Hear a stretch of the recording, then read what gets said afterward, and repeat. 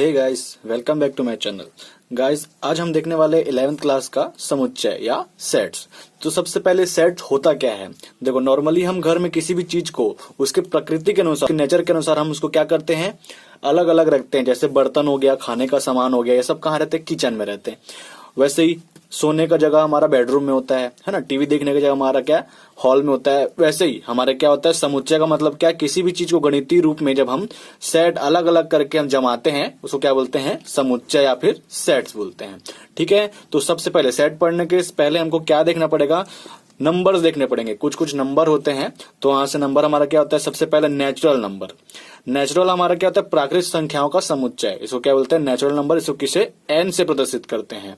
ठीक है, तो इसमें क्या होता है, नेचुरल नंबर में हमारा क्या, एक से लेके जितने भी संख्या होते हैं, 1 2 3 4 5 ऐसे ऐसे करके जितनी भी संख्या हो जाएंगी सब क्या होगा, नेचुरल नंबर में आएगा। उसके बाद आता है हमारा पूर्णांक संख्या, इसको दर्शाते हैं जेड से। ठीक है, इसको रिप्रेजेंट किससे करते हैं, जेड से। तो पूर्णांक संख्या में क्या होता है, संख्या होना चाहिए पूर्ण, ऐसा नहीं कि पॉइंट में आए, दशमलव में नहीं आना चाहिए। इसमें क्या होता है, पूरा पूर्ण संख्या होना चाहिए। माइनस में हो सकता है, कोई दिक्कत नहीं है। तो यहां से मान लो -3 -2 -1 0 1 2 3 ऐसे करके कहीं भी, और इसके पहले कहीं भी कुछ भी हो सकता है इसमें। उसके बाद आता है हमारा क्यों, परिमेय संख्याओं का समुच्चय। परिमेय मतलब कि वे संख्या जिनको भिन्नात्मक रूप में लिख सके, मतलब कि बटे के रूप में लिख सके, वो सब क्या होता है, परिमेय संख्या के रूप में आता है। इसको किससे, हम क्यों से प्रदर्शित करते हैं। और जो भी होता है, ये माइनस में भी हो सकता है, प्लस में भी हो सकता है, कोई दिक्कत नहीं है यहाँ पर हमारा। तो यहाँ से हमारा क्या होगा, -1/2 मान लो ऐसा करके, उसके बाद 0, फिर +1/2 ऐसे करके, फिर 2/3 ऐसा कुछ भी हो सकता है। आगे ऐसे बढ़ सकते हैं, इसके आगे हम कहीं से भी जा सकते हैं। उसके बाद आता है हमारा आर, रियल नंबर। ये होता है हमारा क्या, वास्तविक संख्याओं का समुच्चय। ठीक है, रियल नंबर। तो रियल नंबर में वे संख्या आती है जो भी हम सोच सकते हैं। जैसे कि कुछ भी, जो भी तुम सोच सको, -3 -5 -110, कुछ भी, जो भी सोच सको। हाँ, बस क्या नहीं आ सकता है इसमें, देखो ऐसे अंडर रूट में हम ले सकते हैं, ये √2 ये भी आ सकता है वास्तविक संख्याओं में। लेकिन ये ऐसे -2 नहीं हो सकता है। ये ऐसे हो सकता है -2, लेकिन ये ऐसे नहीं हो सकता है। क्यों, क्योंकि ये सम्मिश्र संख्या है। ये हम आगे पढ़ेंगे, इसमें ही है अभी। ठीक है, तो ये हमारा क्या होता है, ये नहीं हो सकता है वास्तविक संख्या। बाकी सब जो भी सोच सको तुम, मतलब कि अंडर रूट के अंदर माइनस में नहीं होना चाहिए। ठीक है, ये हमारा क्या होता है, सम्मिश्र संख्या कहलाता है। बाकी जितना भी तुम सोच सको वो सब क्या आता है, रियल नंबर के अंतर्गत आता है। उसके बाद फिर हमारा Z+, मतलब कि धनात्मक पूर्णांक संख्या, जो भी पूर्णांक संख्या देखे थे हम इसका। उसके बाद फिर Q+, मतलब कि धनात्मक परिमेय संख्याओं का समुच्चय।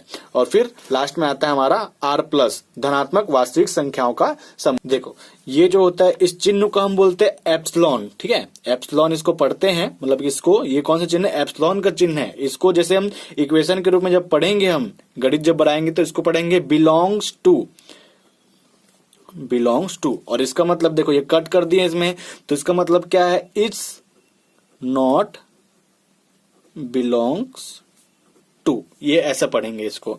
उसके बाद फिर एक डॉट आता है, ऐसे करके डॉट आएगा। इसको बोलते क्या है, इसको बोलते हैं कॉलन। और जब इसको हम पढ़ेंगे तो इसको क्या पढ़ेंगे, सच दैट, ये हम इसको पढ़ते हैं। ठीक है, तो ये चीज हमको ध्यान रखना है इसमें। देखो, समुच्चय को निरूपित करने की 2 विधियां होती है। इसमें क्या होता है, एक रोस्टर रूप, रोस्टर या तो सारणीबद्ध रूप बोल सकते हैं इसको, सारणीबद्ध रूप। और सेकंड होता है हमारा समुच्चय निर्माण रूप, समुच्चय निर्माण रूप। ये 2 चीज हमको इसमें पढ़ना है। मतलब कि सेट को निरूपित करने के लिए 2 विधियां होती है, एक रोस्टर रूप होता है, इसको सारणीबद्ध रूप भी बोलते हैं, और एक होता है समुच्चय निर्माण रूप। इसको हमको अब आगे अब जो भी क्वेश्चन करेंगे पहला अध्याय का, इसमें करना है हमको। देखो, ये वाला क्वेश्चन में क्या बोल रहे हैं, निम्नलिखित समुच्चय को रोस्टर रूप में लिखिए। तो पहला क्वेश्चन में क्या बोल रहा है, हमको क्वेश्चन को समझना होता है। सबसे पहले क्या है, देखो क्वेश्चन में क्या बोल रहा है, x सच दैट x, मतलब कि ये वाले x के बारे में बात हो रहा है। ये जो x है वो क्या है, एक पूर्णांक है। और क्या बोल रहा है, कंडीशन दिया हुआ हमको कि जो x का मान है वो -3 से क्या है, देखो -3 less than x less than 7, मतलब कि क्या है, x का मान -3 से बड़ा है, ये बड़ा का निशान होता है जिसका मुंह खुला होता है, ठीक है ना। और क्या है, 7 से छोटा है कौन, x, ठीक है। तो इसको हम कैसे लिखेंगे, उत्तर करके आंसर करके कैसे लिखेंगे, हमेशा कभी भी सेट को लिखना होता है हमको ये ब्रैकेट लगाना पड़ता है, ठीक है। अगर ये ब्रैकेट में ही लिखा गया तो वो फिर हमारा आंसर गलत हो जाएगा। तो देखो पूर्णांक संख्या बोल रहा है, तो पूर्णांक संख्या में क्या क्या आता है, एक पूर्ण संख्या होना चाहिए, पॉइंट में नहीं होना चाहिए, वो माइनस में हो सकता है, कोई दिक्कत नहीं है।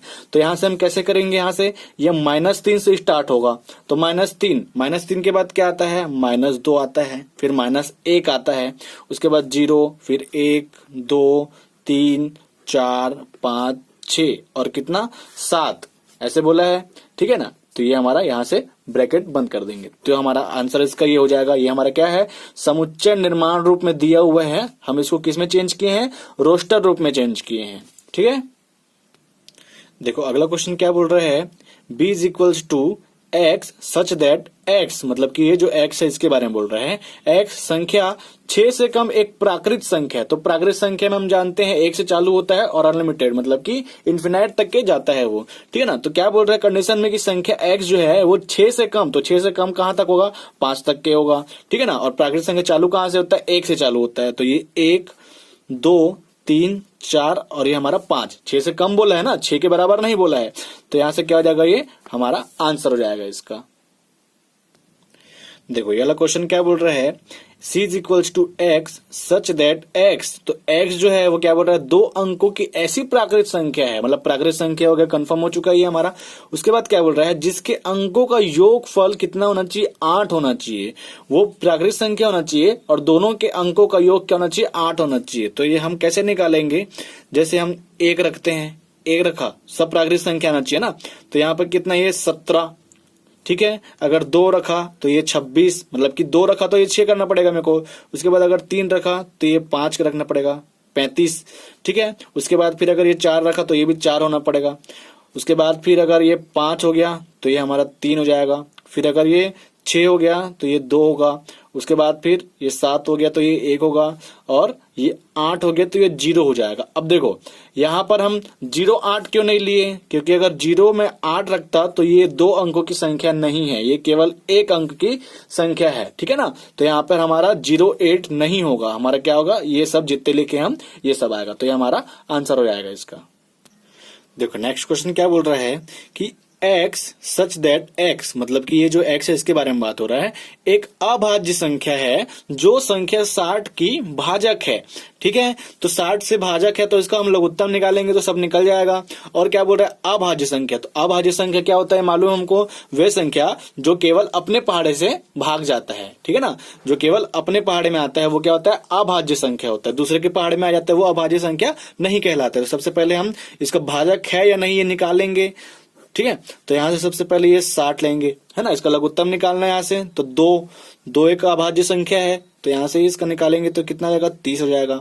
उसके बाद फिर 2 से करेंगे हम, तो यहाँ से कितना जाएगा, 15 हो जाएगा। फिर यहाँ से 3 से जाएगा, 3 पंचे 15, फिर 5 से जाएगा तो ये 1। अब देखो यहाँ पर 2 जो है एक अभाज्य संख्या है, 3 जो है वो भी अभाज्य संख्या है, और 5 जो है वो भी क्या है, अभाज्य संख्या है। और क्या तीनों क्या है, 60 के भाजक है, ठीक है। तो कैसे निकालेंगे हम, यहाँ पे 2 3 और 5। अब बोलोगे यहाँ पर 2 हम डबल है तो डबल क्यों नहीं क्यों नहीं लेते हैं, कभी भी समुच्चय निर्माण रूप में हम एक चीज को डबल रिपीट नहीं करते हैं, ठीक है ना। यहाँ पर 2 बार है इसलिए हम केवल एक बार इसको लिखेंगे, ठीक है। तो ये इसका आंसर हो जाएगा हमारा। देखो वाले क्वेश्चन में क्या बोल रहा है, E is equals to trigonometry शब्द के सभी अक्षरों का समुच्चय हमको बनाना है। तो इसमें क्या करते हैं, जब ऐसे दिया होता है जितने भी अक्षर है उसको हमको अच्छे से देख लेना है, और जो भी सिंगल है, मतलब कि जो भी एक बार हुए हैं सब उनको बस हमको यहाँ पर लिखना है, जो भी डबल रिपीट होते हैं उनको भी सिर्फ एक बार लिखना है। तो देखो यहाँ से T, फिर उसके बाद फिर R, देखो T एक ही बार लिखेंगे ना, 2 बार है तो एक ही बार लिखेंगे, फिर R, उसके बाद फिर ये I, उसके बाद फिर ये G, फिर ये O, ये N लिखेंगे। देखो O रिपीट हो गया तो नहीं लिखेंगे, फिर यहां से हम M लिखेंगे, M के बाद हम क्या लिखेंगे, E, उसके बाद फिर T तो हमारा हो चुका है, R भी हो चुका है, Y लिखेंगे, और सबके बीच क्या रहेगा हमारा, कॉमा रखना है सबके बीच में, एक साथ ऐसे नहीं लिखना है, ठीक है, तो ये हमारा क्या हो जाएगा, इसका आंसर हो जाएगा। देखो अगले क्वेश्चन में भी क्या बोल रहा है इसमें हमको, F is equals to better शब्द के सभी अक्षरों का समुच्चय हमको निकालना है। तो जो अभी इससे पहले वाले क्वेश्चन में किए थे सेम करना है। तो यहाँ से B, उसके बाद फिर E, उसके बाद फिर T, कॉमा लगाना है साथ में T। अब देखो T डबल हो गया तो नहीं लिखेंगे इसको, ये T, उसके बाद फिर E भी लिख चुके हैं हम, तो यहाँ पे क्या लिखेंगे, सीधा R लिखेंगे। तो ये हमारा आंसर हो जाएगा इसका। इसके आगे का क्वेश्चन हम नेक्स्ट वीडियो में करेंगे, वरना वीडियो बहुत ज्यादा लंबा हो जाएगा। अगर आपको वीडियो अच्छा लगा हो तो अपने दोस्तों के साथ इसको शेयर करना, चैनल पर नए हो तो चैनल को सब्सक्राइब करना और बेल आइकन को प्रेस कर देना ताकि मैं नए वीडियो डालूं तो आपको पहले पहुंच जाए। Thank you.